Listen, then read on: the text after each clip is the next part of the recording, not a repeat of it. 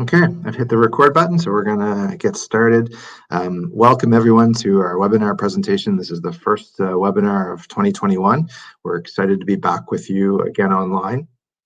We took a little bit of a break over the Christmas holidays and are back on our usual cadence of running a application educational themed webinar about once a week. So really excited to be back at this, and a lovely opportunity for us to connect with you fine folks all around the world. I see we have folks on the line from the Middle East, from throughout the US, Europe. I think we've even got a few up quite late in Asia that have joined us. So thank you again for taking the opportunity to be with us online. We hope 2021 is starting well for you. We know there are a lot of challenges out there still with regards to the pandemic and a number of time pressures on you. That just makes this time together all the more special. So thank you. Today's theme is on looking at the importance of thermal conductivity as it relates to consumer wearables and biomedical devices and technologies. We've seen a real increase in interest in this area of application. It builds off of our previous experience in thermal interface materials, conductive polymers, and we've also got this really interesting niche also in touch property characterization, how things feel to the touch and quantifying that performance. Some of you are joining from the textiles industry, and so you're familiar with that expertise. Others may be coming more from a polymer background or battery background, where we're better known for the thermal conductivity measurement capability. So what we try to do in this presentation is really bring those topics together from a common viewpoint of looking at wearables and biomedical devices. So Sarah Ackerman will be joining me here on screen shortly. I'm going to provide a little bit of further introduction on the company and technology, and then I'm going to transfer this over to Sarah, who will take us through a nicely curated presentation featuring some of these different application highlights in this area related to wearables and biomedical. The webinar should run for approximately 1 hour. We'll reserve some time at the end to run a bit of a Q&A session. So as we're going, if you have any comments, thoughts, feedback, questions that you would like to share with us, please take advantage of the chat box. It's a great way to register any thoughts or comments with us. And at the end, we will also make a point of reviewing that log and seeing if there's anything that we should pick up on more for the Q&A session. If we can't respond to it in real time in the discussion we present today. So that's I think most of the housekeeping items out of the way, other than to mention, of course, that we are recording the session. This is a free resource that's available to share. So if you have any colleagues or other folks that you think might be interested in some of this content and you wanted to share the link with them, please feel free to do that. If you registered for this webinar, you will automatically receive a link to the recording. And we very much appreciate it if you want to share that with anyone. That's great, and there's no charge or cost or additional registration requirement to do so. So I want to provide a little bit of background on who C-Therm Technologies is. I see many familiar faces on the registry, but I also see a number of newer names, folks that maybe may not be, as familiar with C-Therm Technologies. So maybe just a few quick words on who we are as an organization. So C-Therm Technologies is a Canadian technology company, and we specialize in really focus on innovating and driving performance in the area of thermal conductivity characterization. We're the best in the world at transient thermal conductivity measurement. We've developed our own proprietary methods, and we've also advanced other ASTM and ISO methods in really putting together the most powerful platform available in thermal conductivity. And I'll talk a little bit about that platform called Trident in the next few slides. You'll get a little bit of a sense of why the combination of some of those methods makes such a strong value proposition when we are looking at thermal conductivity characterization. But that's our raison d'etre in life. That's our reason for being. It's to improve, to simplify, to make it more accessible in terms of a measurement when we're looking at thermal conductivity. We focus on really providing flexibility to test under representative conditions. It's so important, and we talk a lot in our advocacy work about the importance of having true representative environmental conditions for the testing of your samples. You need and must replicate the conditions for which the material will be used. So that means for us, sometimes under high pressure conditions, we have a range of high pressure cells, can be elevated temperatures, could be high humidity environments. We work a bit in nuclear, in radiated environments, all kinds of different atmospheres and environmental conditions. And our sensors and our philosophy is really oriented around providing clients the flexibility to best represent those conditions in the testing setup, so that the data that you get in terms of thermal conductivity is really representative of the effective thermal conductivity of those types of materials in their application conditions. So that's who we are and what we do, and I'll talk a little bit more about the technology in the next couple of slides. So this is our lineup of thermal instruments. In today's presentation, you'll see Trident featured quite prominently. Trident is a new platform, a new line of instrumentation that we launched last year. It's our most successful product to date already. It has greatly exceeded our expectations in terms of customer adoption. And I think it just speaks to the value proposition that underlies it, which is really the combination of bringing together some of those proprietary methods that we've developed over the years, like MTPS, which is the only single-sided sensor technique available, and some other industry ASTM and ISO methods like the needle probe, which is very robust, sheathed in stainless steel, great for very sticky situations like a polymer melt, and the flex transient plane source sensor, or flex TPS, sometimes called a hot disk sensor. This introduces maximum versatility and gives the user more control over the experimental parameters, allows for more advanced testing of things like thin films. You'll see Sarah talk a little bit about the use of flex TPS for thin films as an example. And it's really the combination of those methods together which provides a tremendous value return for the customer in being able to deal with a wide range of material and sample formats. When we talk about wearables and biomedical devices, we can be talking about semi-solid, solids, highly conductive materials, insulative materials. There's a broad range, and so you really need more of a toolbox approach and how to best measure those types of samples. To the left is a thermal conductivity kit. This is our lowest cost offering. It's meant for researchers on a budget. You'll see some content in today's presentation that's developed by researchers at MIT that use the TC kit. The thermal conductivity kit is great for academics, for any entrepreneurs trying to bootstrap some development and have limited budget. Also for researchers that might be locked out of their labs and just want a basic capability at home or their home workshop to take some basic measurements. It's a very affordable solution for measuring thermal conductivity. It doesn't meet the ISO standard. It has a more limited range in temperature and thermal conductivity, but that said can provide a very strong basic capability. And is a really good tool to incorporate into different learning, experiential learning, different lab exercises. We've had some pre-drafted for any professors that are looking to incorporate some experiential learning in and around concepts of thermal management or heat transfer and so forth. Over to the far right, as I look at the screen, I think it might be mirrored for the audience. We have the TX Touch Experience platform.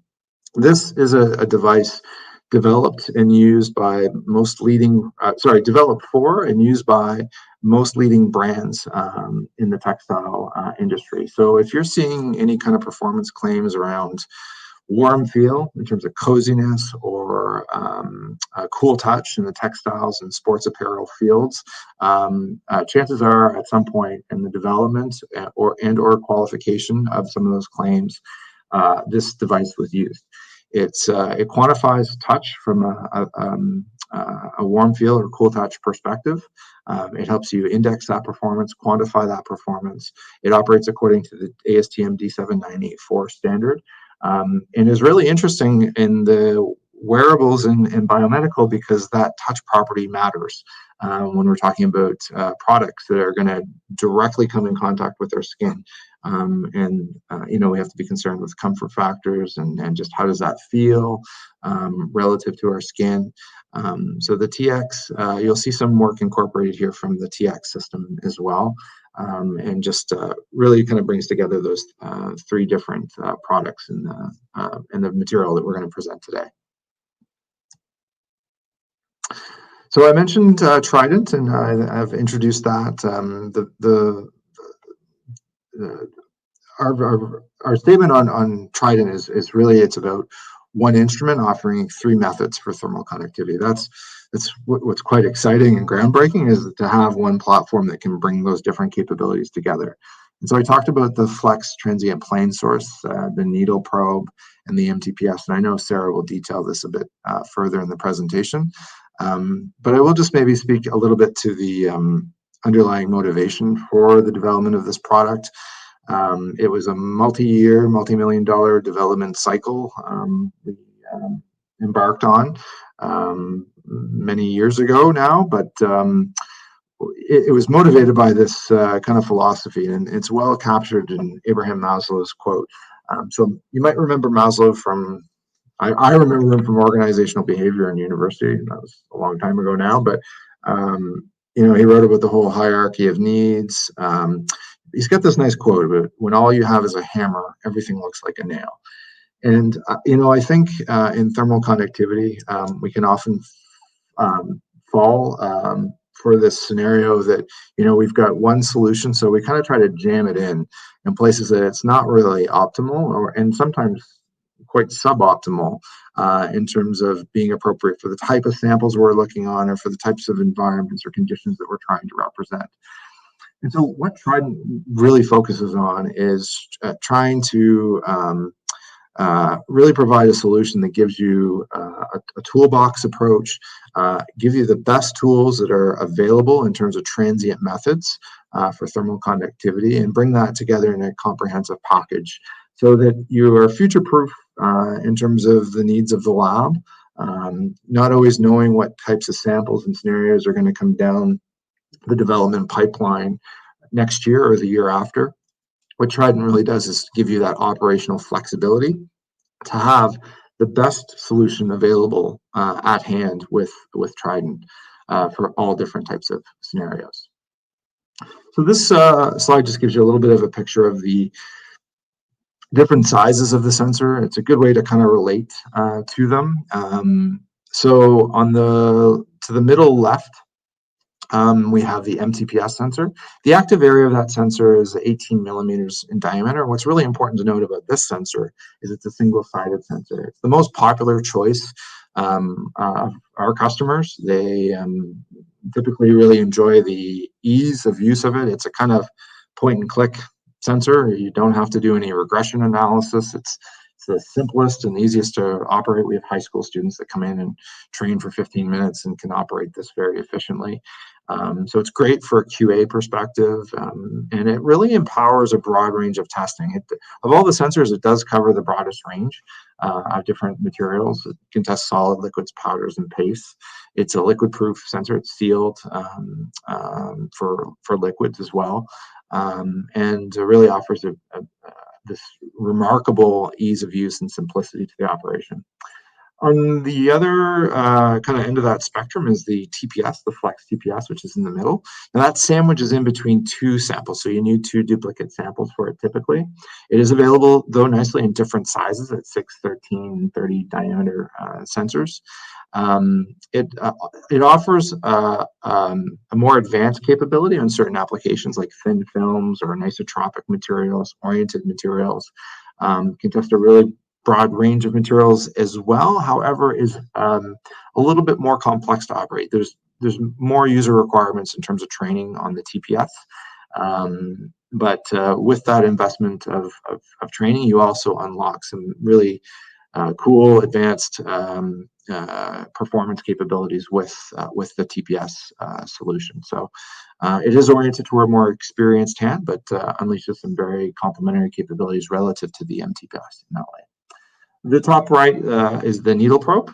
This is sheathed in stainless steel, and again, it's really robust. It's our most robust sensor.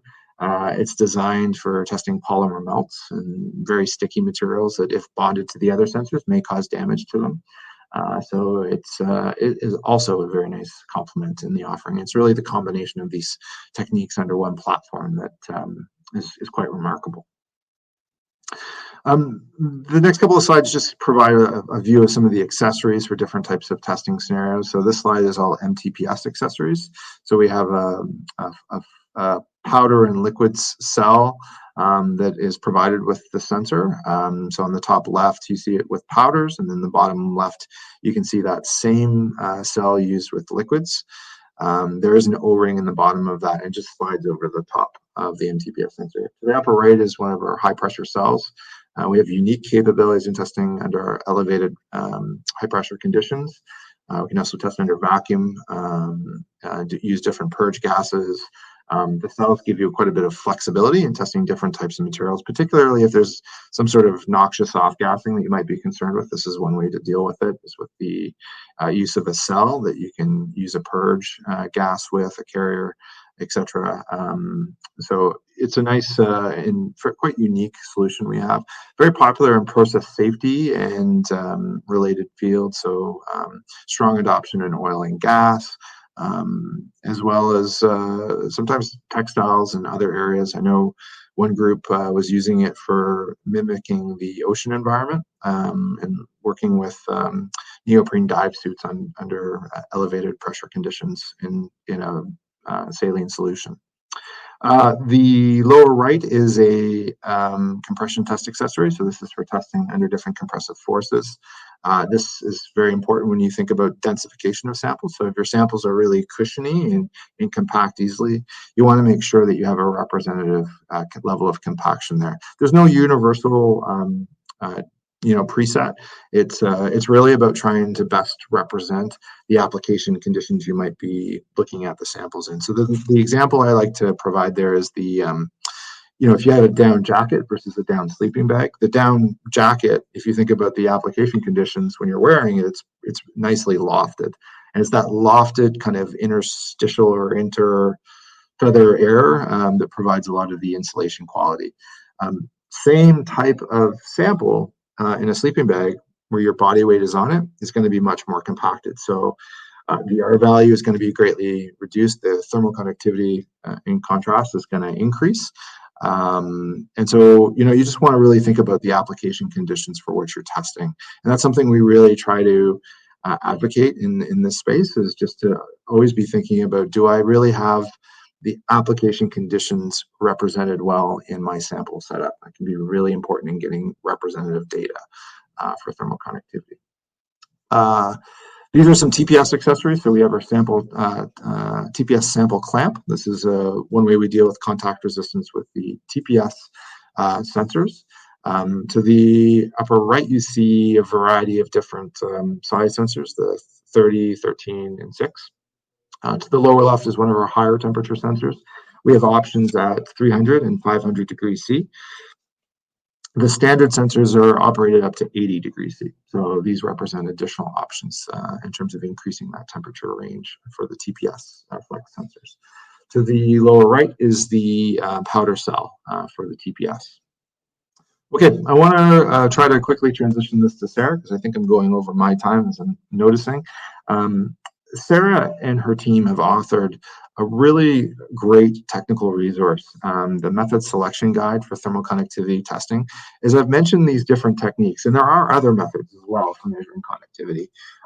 Laser flash, you can get into the steady state methods like guarded hot plate or guarded heat flow meters. They all have their points of strength and weakness.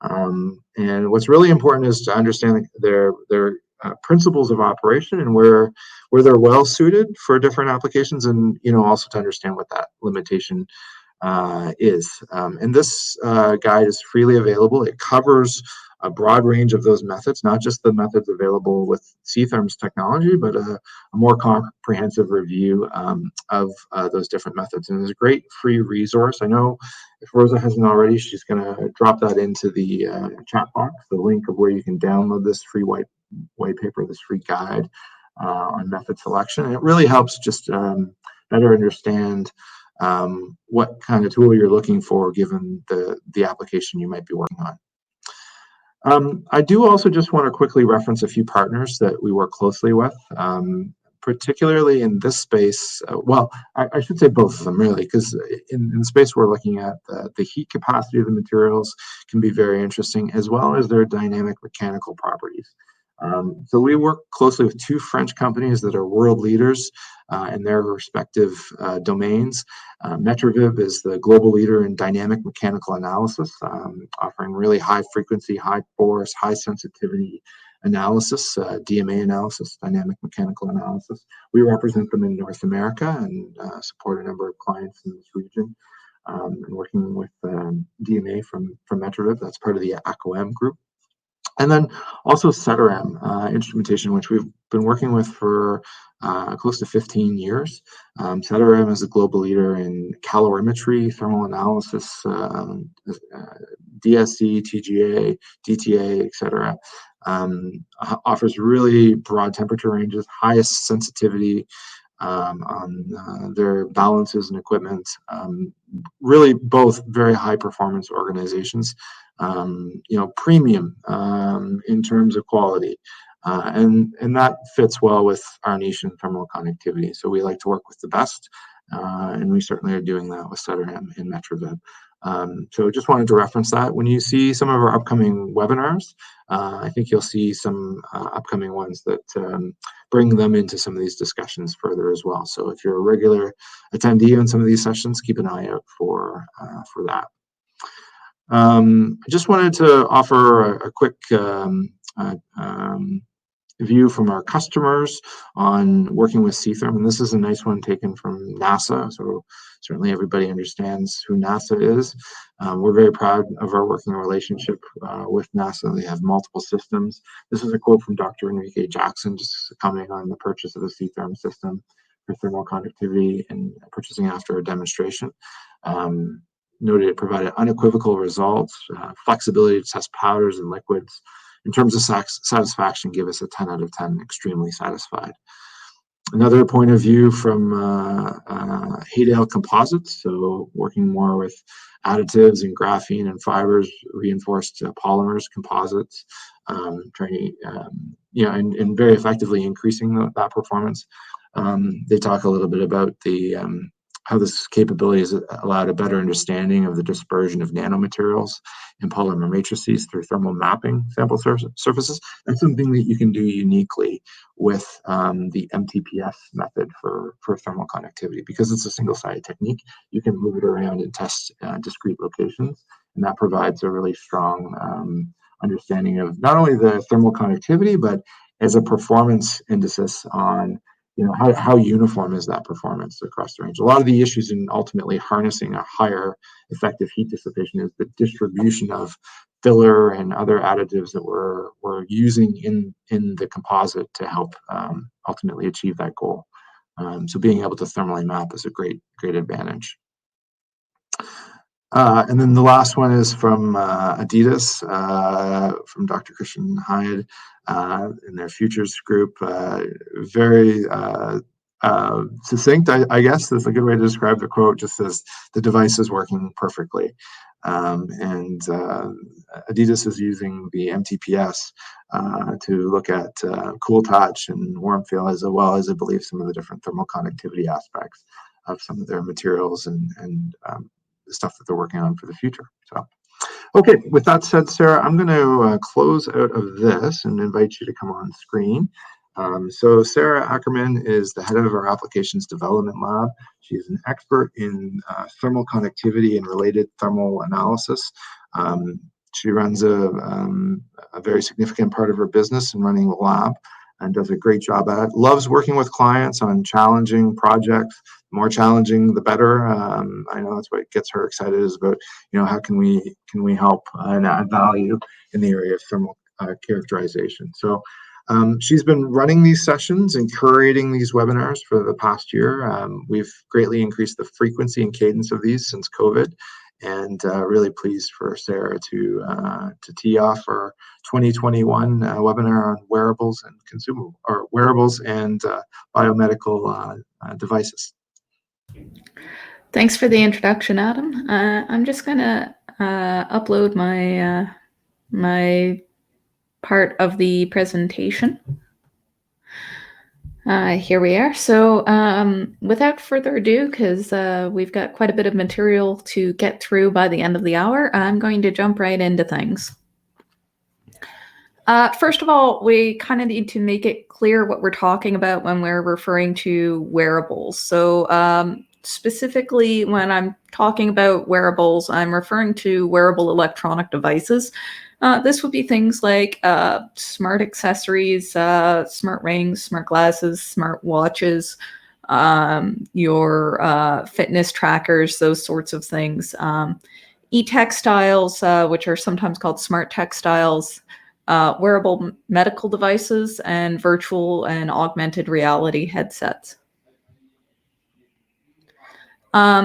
The market for wearable technology is experiencing pretty rapid growth from 2017 through to this year. It's experienced a growth rate of about 15.5% and expected to be about 51.6 billion by the end of 2022. Wristwear currently is the dominant area of application for wearable technology, but we're seeing increasing application in things like medical and eyewear settings, as well as more modular technologies that might have multiple uses. In the biomedical side of things, in particular, you'll see things like trying to integrate more advanced medical sensors into wristwear. Things like insulin pumps and diabetes blood sugar monitors.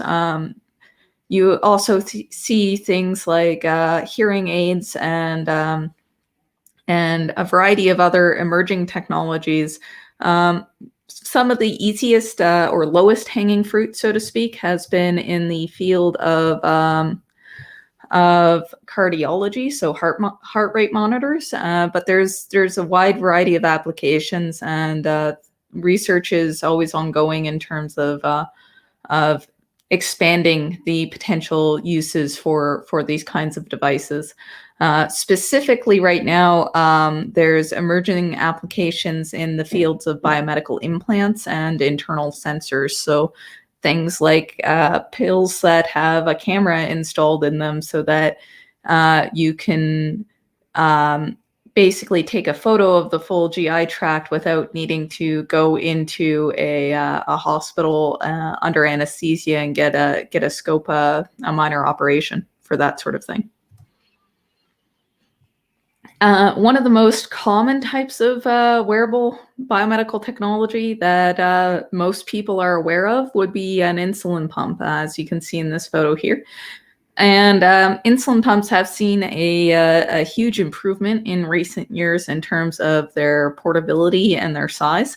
And the goal is always to make them smaller and more comfortable and less disruptive to somebody's day-to-day life. But even outside of the medical field, there's a number of different design considerations when we're considering wearable technology. One of the keys on it is that it should be small. It shouldn't be big, bulky, and uncomfortable to wear, because you're going to have it on your body for a big chunk of the day. So it needs to be small and lightweight. Especially in the consumable or consumer wearables sector, it's expected that these things are going to be fashionable. They need to look good, but they also need to be functional. They need to do the job that they're designed to do quite well. They need to be thermally comfortable, so they can't run hot or feel uncomfortably hot, but also they shouldn't lose too much heat to the environment. And they need to be physically comfortable, so they can't have any uncomfortable textures. They shouldn't feel scratchy or sharp, as an example. They need to be safe and they need to be reliable. So they need to last for a long period of time. What we're seeing, especially to enable the form and fashion objectives of the design considerations, is increasing use of flexible surface circuit materials, like you see on the right-hand side.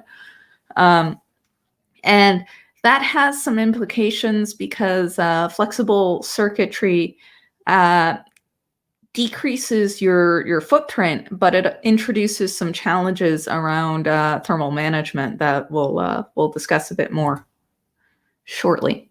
On the topic of thermal management, it's important to realize that thermal management is actually very important to designing these kinds of small wearable electronics. Because it's in contact with your body all day. Actually, I own one of these myself, and it's on my wrist all day, every day. So when it's on my wrist all day, it's very important that the heat is managed well so that I don't end up getting burned on my wrist, which has actually been a problem with a couple of different brands of smart devices out there. Yet, according to a recent industry study that was performed by Six Sigma ET, over a quarter of electrical engineers don't actually test the thermal properties of their devices prior to the completion of their design. On the topic of the impact of that kind of an oversight, that has ramifications for the reliability and the workflow of your design process. Really, only about 10% of electrical design engineers report that they consider thermal management an important design priority.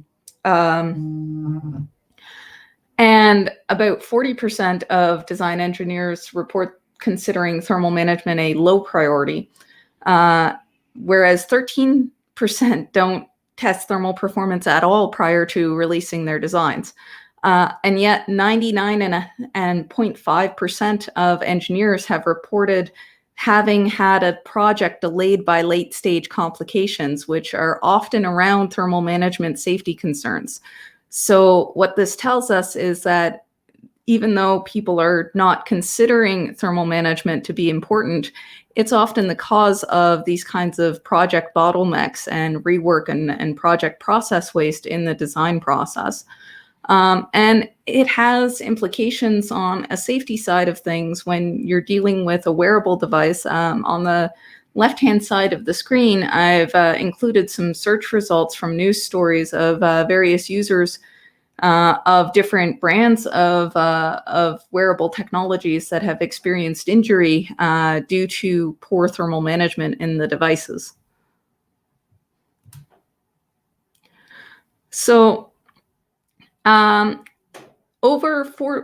we've mentioned before that, about 40% of engineers report that thermal management is a low priority for them when they're approaching a design project. Yet over 40% of design engineers consider that reliability is a top concern for them. Again, this is relating to a industry study performed by Six Sigma ET. And when you consider that reliability is a number one concern for almost half of engineers out there, it's kind of surprising that thermal management is so often reported as a low priority, because when you're dealing with electronic devices, failure rate of any component will increase dramatically with the component's operating temperature, which is to say that thermal management of components within your device is key to your reliability of your final design. You can see an example here looking at a capacitor curve for a certain type of capacitor. This is using industry standard design curves from the military standard MIL HDBK-217F. And I've plotted the relative risk of component failure versus temperature relative to 75 degrees Celsius, which is taken as an industry standard baseline operating temperature. So you can see that as the temperature increases of a component, your risk of failure increases substantially. I'll note that my scale on the y-axis here is logarithmic on a base 10 log scale. So when we get up to about 175 degrees, we have a 10-fold risk of failure of a component, as opposed to the 75-degree baseline. And so Six Sigma AT, that group that did the industry study I've been talking about today or so far, they have recommended some best practices in terms of avoiding these kinds of thermal management design process issues by intentionally including thermal management testing at 3 different stages in your design process. The first being at the concept design level, second being at the preliminary design level, and finally at the final design level. And so they recommend testing by numerical simulation of their device properties prior to when you prototype the device, and then confirming the simulation with prototype testing. And to simulate and test for thermal management issues, you need to really understand the thermal properties of the components on a device that you're designing. So what are the key design metrics from a thermal management point of view of these components? Well, the first obviously is going to be your thermal conductivity. That's especially key for things like heat sinks, electrodes, and device construction materials. That is going to dictate how much heat will pass through the material if there's a certain amount of temperature difference in a certain amount of time.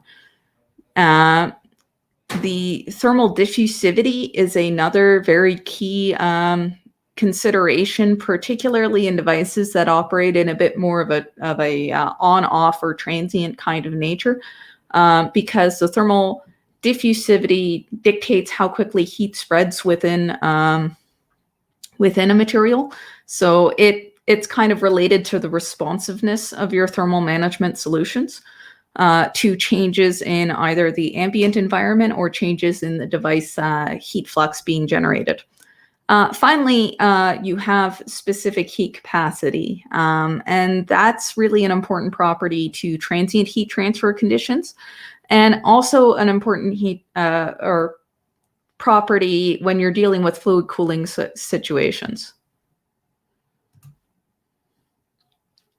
So now that we know what properties are really important from the thermal management calculation side of things, I'm going to introduce some application data.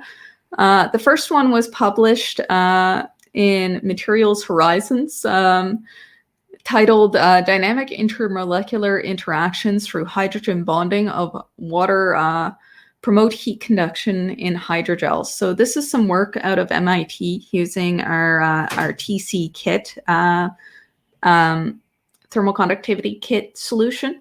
And the capabilities used here are also available on Trident in a more user-friendly and more powerful platform. So what are hydrogels? Hydrogels are cross-linked polymers in usually in a colloidal gel with water as the dispersion mechanism, or dispersion medium, sorry. And they're often used in wearable technologies because they're very flexible, they're stretchable, and they're highly biocompatible. So you're not as likely to get things like contact sensitivity reactions if you're using a hydrogel compared with some other materials. They see a lot of application in things like human-machine interfaces as strain sensors, and also in drug delivery and bandages. So the principle of this paper was looking at hydrogen bonding and other intermolecular and supramolecular interactions, and how that can be used to help improve the heat transfer within polymers, and particularly within polymer hydrogels. As I mentioned leading up to this, that thermal conductivity is really important to the thermal management of these kinds of devices. So For preparing the hydrogels, they were first dispersed in water and then dried to a certain percent mass water concentration, and then they were allowed to anneal to promote the growth of crystalline regions. And so during the testing, they were set up using a test setup commonly seen in a thin film style testing utility, where you have the sensor in between two reference samples, and then you place you run a first blank run without any sample in between the sensor and the reference, and then you place a thin film of the sample in between the heater and the reference material. And what they were able to find was to characterize the thermal conductivity of the hydrogel as a function of water volume fraction, both with unannealed and with annealed polymer materials. So you can see the unannealed in blue and the annealed polymer samples in red.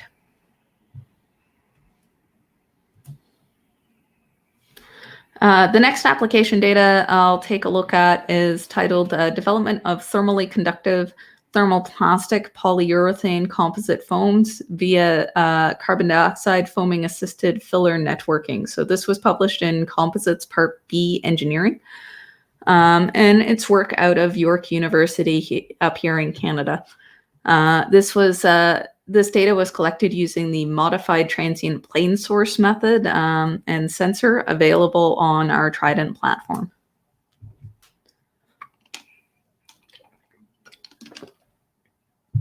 So the idea of this paper was that they were using thermoplastic polyurethane, or TPU, doped with hexagonal boron nitride.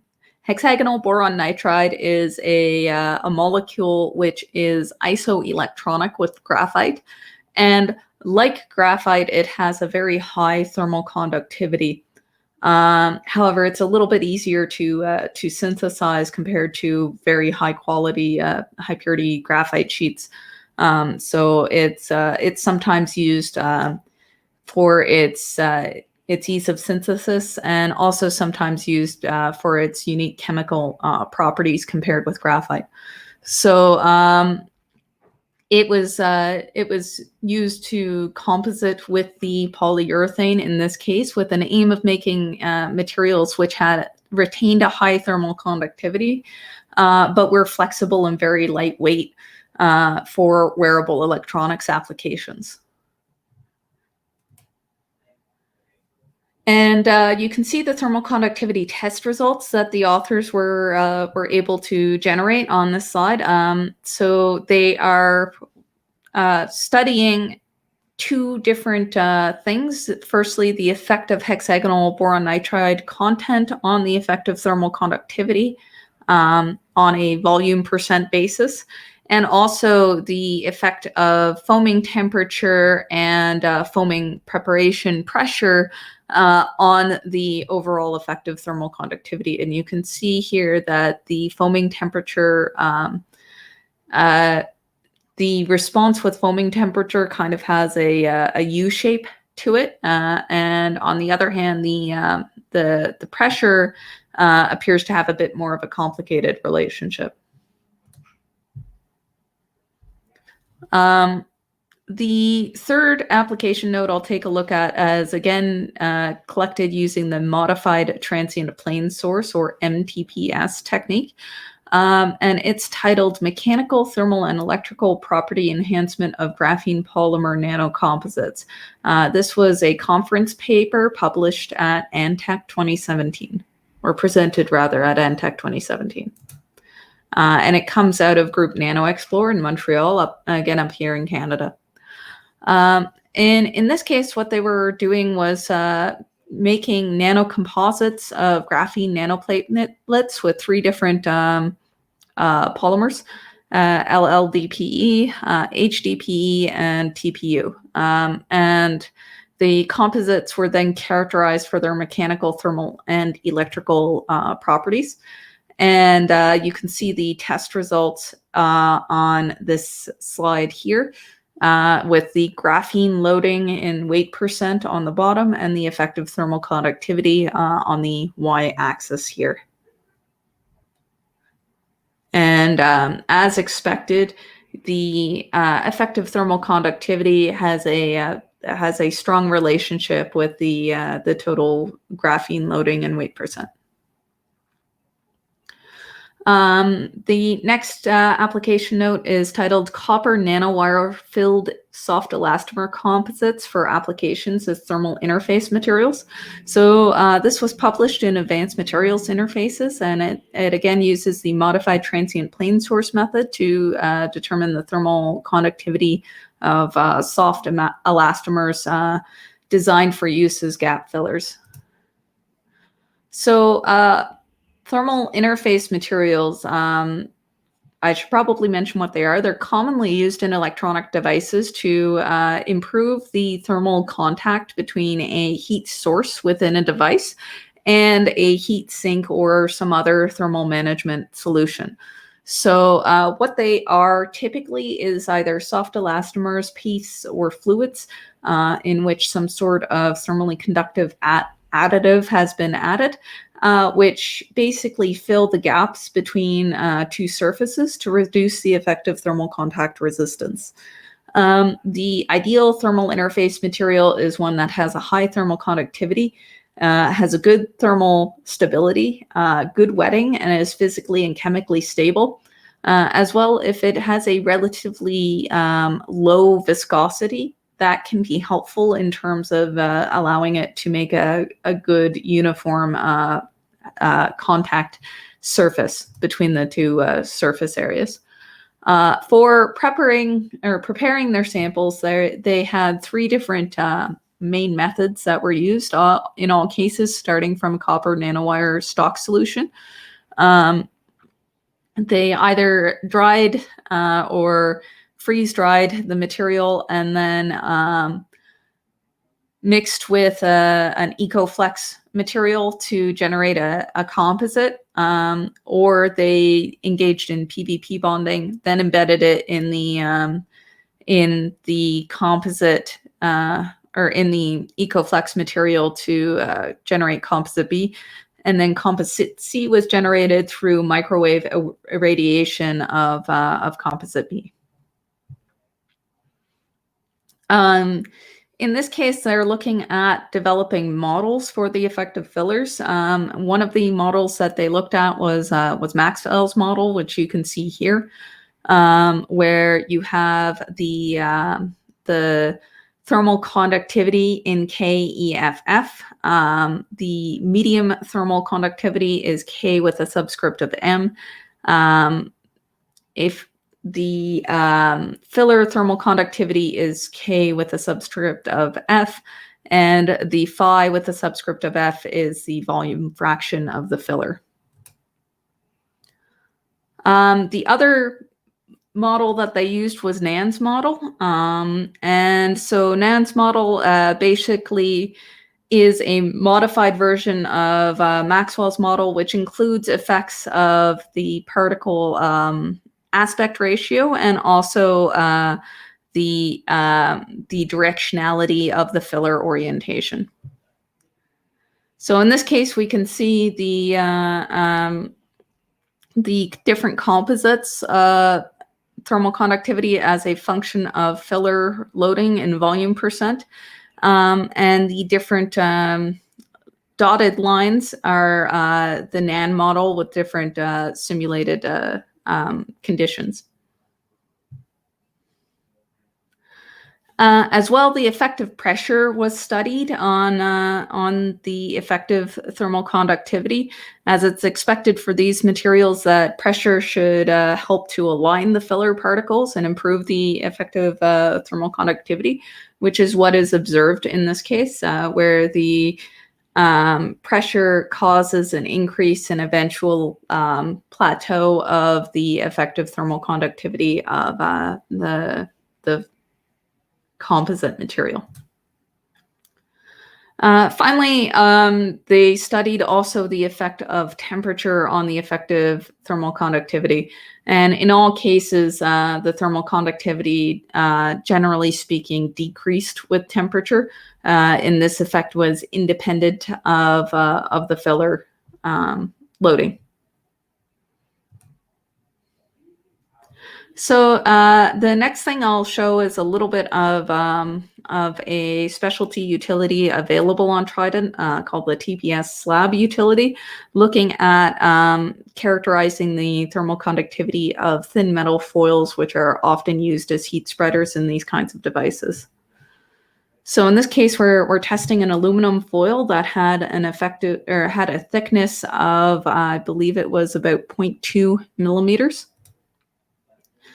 And you can see actually here it was sandwiched in between two layers of EPS. So it'd be a layer of expanded polystyrene foam, layer of foam, the sensor, another layer of the foil, and then the EPS at the top as a foam. And you can see the kinds of test results we get from this utility here, where we're looking again at the thermal conductivity of a high purity aluminum foil, and we're measuring a thermal conductivity within 1% of the stated reference value for pure aluminum. Now, so up until now, we've been talking a lot about the thermal management side of things because it's very important from a safety point of view. When you're dealing with wearable technologies, thermal comfort is also an important design consideration. So another key design metric that we'll want to take a look at is the thermal effusivity. Thermal effusivity is related directly to the warm feel or cool touch behavior of a material. And it's key for determining the interface temperature between two bodies that are acting as kind of quasi or approximately semi-infinite bodies.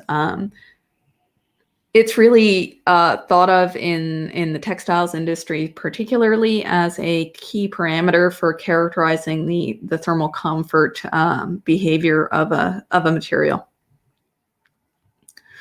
Thermal effusivity is used a lot in the textiles and smart apparel industries to compare differences between the fabric's ability to exchange thermal energy between skin and a fabric material or a textile material, because skin fabric interface can be approximated as one-dimensional. The thermal effusivity is the property that governs the heat transfer in this scenario.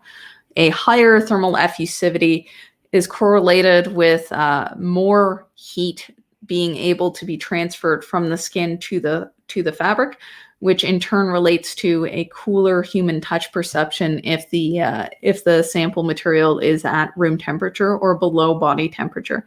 On the other hand, a lower thermal effusivity means less heat is able to be transferred at that interface, which results in a warmer touch behavior. So this allows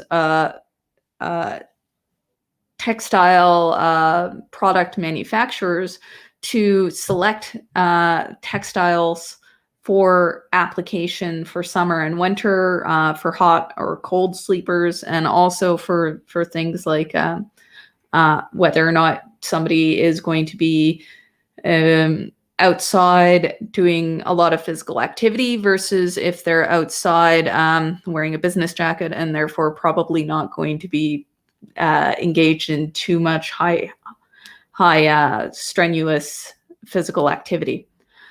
So because of that, those different use cases impose different comfort demands, which is what makes it important to choose fabrics which are suitable for the end use. So activewear, for example, you might want to select something that can feel a bit cooler so that it'll prevent a perception of overheating, but also be warm enough that it'll prevent you from getting chilled when you're doing your cool out.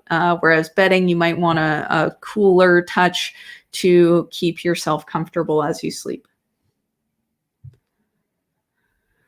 The platform of choice in the textiles industry for measuring thermal effusivity of textiles materials is the TX Touch Experience platform, which is the only product on the market that conforms with ASTM D7984. And it enables measurement of thermal effusivity using the modified transient plane source method. So the reason why MTPS provides a measurement of the thermal effusivity is because it has the guard ring heater technology around the sensor coil, which provides the sensor coil with a one-dimensional heat flow as far as it's concerned into the sample, which in turn gives a unidirectional measurement into the sample and lets us look at thermal effusivity instead of a three-dimensional heat flow situation where you're really more measuring a thermal diffusivity. So again, that thermal effusivity is really the property that characterizes a material's ability to exchange heat energy with another body that's it's in contact with, like that hand in contact with the textile bedding that you see on the right-hand side. So if you have two different materials and you touch them, like metal versus wood, the metal will feel cooler because it has a higher thermal effusivity and it'll be pulling the heat away much faster than the wood, which will feel relatively warmer. And because of the thermal effusivity's role in dictating how much heat is being pulled away from a heat source, we see that thermal effusivity really correlates across a wide variety of materials to perceived warmth or coolness of a material when it's at the same physical temperature with human, as measured by a human touch panel. So you can see this correlation on the right-hand side of the screen here. The scale on this is not great, but in the study, what they found was that the correlation is greater than 0.93. So it's an R squared of over 0.93 to correlate the objective thermal measurement of the thermal effusivity versus a human touch panel, which can be affected by other things like material texture, color, and even the time of day and how well within themselves the person is feeling and whether or not they're hungry. So it's a bit of a more objective way of getting something that will characterize the thermal touch perception comfort factor. So the last thing that I'll go through as far as application data is concerned is looking at this paper entitled End Use Performance Characterization of Unconventional Knitted Fabrics. This is work published in Fibers and Polymers. So they're looking at two different types of fabrics, looking at a plain knit pattern or a single jersey knit pattern versus a ribbed or a double jersey knit pattern, as you can see on the slide here. And looking at different types of fibers according to the two different types of knit patterns. And you can see the thermal conductivity in this case results and the thermal effusivity, which would exhibit a similar trend, showing the higher effective thermal conductivity of polypropylene samples due to the higher intrinsic properties of the material. So that about sums up the application data I had to go through today. With that said, I'll turn things back over to Adam to discuss some of our upcoming webinars, and then we'll be opening up our Q&A session. Excellent. Very well done, Sarah. Thank you again for curating this session. Great one, putting together some of the content on wearables and biomedical devices. I'll just put a plug in that Sarah's lab does a lot of support testing for these industries and spaces. While the purpose for today was to speak to the methods and some of the different aspects in characterizing these types of materials. If you are interested in any further assistance, Sarah's lab is also open and fully operational. I know some labs have some restrictions currently with business operating due to COVID or otherwise. Just wanted to emphasize Sarah's group is available to support any help that might be sought in this type of area. So that said, we do have a series of upcoming webinars. Next week is a different format than the normal. We've got a panel session where we've brought together some different thought leaders in the textile space that will be discussing different aspects of best practices in developing international test methods and internal test standards for textiles and related performance on product. So that should prove to be a great session.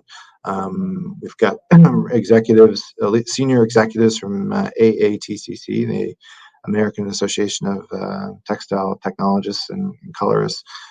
We've got a representative from Columbia Sportswear and another former executive from Nike that does a lot of private consulting in the space of developing test standards. So should be a very interesting discussion as a panel session.